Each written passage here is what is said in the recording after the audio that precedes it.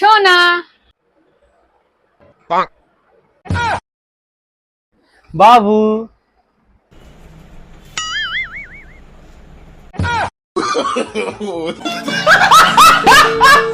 বলছি দাদা, কখনো বাংলা বন্ধ, কখনো ভারত বন্ধ। ক্ষমতা থাকলে একবার আমার বউয়ের মুখটা বন্ধ করে দেখান। হারাম তুই আজকে বাড়ি আয়, তোর খাওয়া আজকে বন্ধ।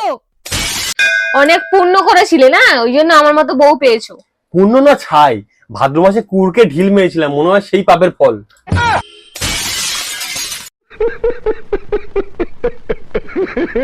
আমি থাকবো না, চললাম বাপের বাড়ি। ভেবে দেখো, আমার কিন্তু কালকেই মাইনে ঢুকবে। তাহলে আমার কিন্তু 4টে শাড়ি লাগবে।